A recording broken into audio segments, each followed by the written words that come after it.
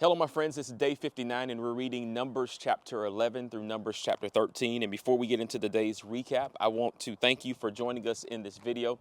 Hopefully, you've already accepted the invitation to be a part of the community of Bible readers that are reading the Bible every day and leaving feedback via YouVersion. But if you have not yet accepted, there's an invitation in the description box below.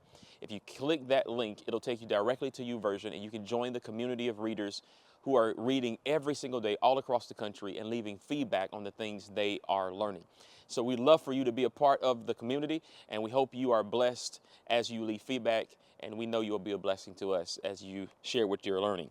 So today we're reading in the book of Numbers, and as we stated, the book of Numbers is an incredible book because it covers about 38 and a half years of Israel's history as they exit Egypt and then enter into the promised land. They are now in this position where they are wandering through the wilderness, and they're preparing to enter the land, and they're learning some things about themselves, learning some things about God, and truly it's going to be interesting to see how this all plays out.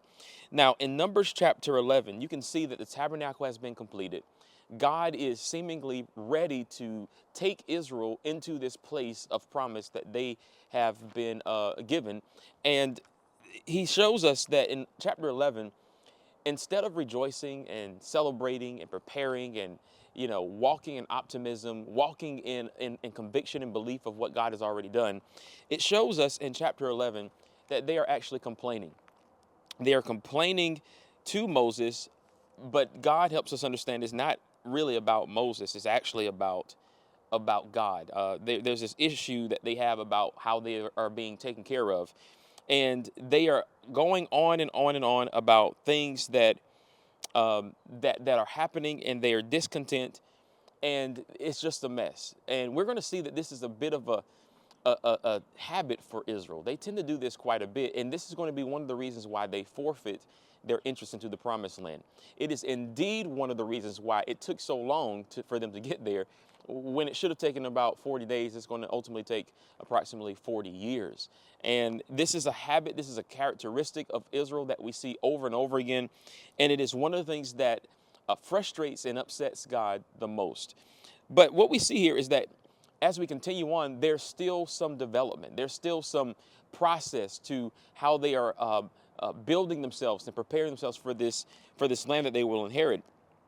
And Moses appoints 70 leaders. And one of the interesting things about this is that they're all anointed to lead. They're all seemingly walking in some sort of spirit-led capacity. And as we read through this, there are two individuals that stay back, and they are seen prophesying after they have been appointed by Moses. And Joshua seemingly gets upset because it's like, hey, there's only one Moses, and you all are not going to overshadow or overpower his authority or even his presence in Israel. And Moses has to kind of call Joshua back a bit and say, hey, why are you so upset? Is it because of me?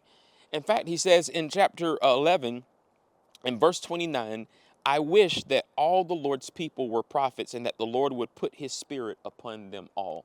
Essentially, what he's saying to them is, I wish everyone in the nation had what I have.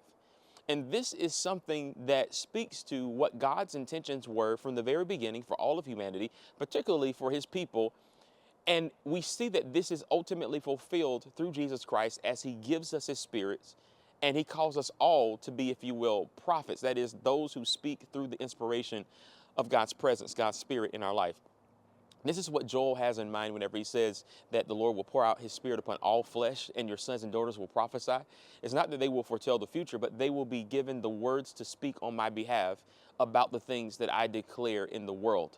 And so Moses, understanding where God is heading, he's saying to them, listen, don't be offended because of me.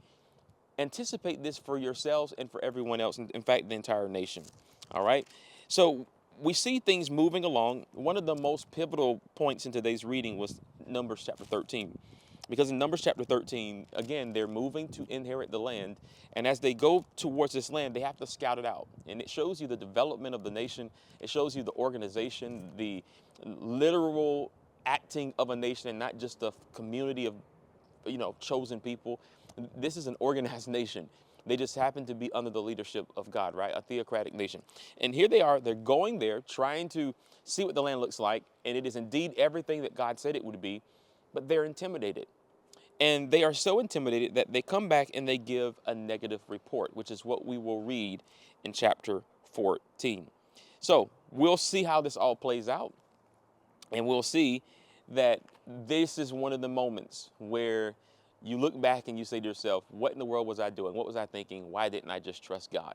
And I hope that will be something that we'll learn to do as we read through the word this year. But until then, let's keep reading. Let's keep discovering how this story plays out and what principles we can apply to our own lives. Let me know what you're learning from your reading, what you're discovering, what's interesting to you, what's standing out. Maybe it'll be something that'll encourage someone who may have not seen it that way, and we can all grow together. But until next time, thank you for watching. Take care, God bless, and remember, live by the word.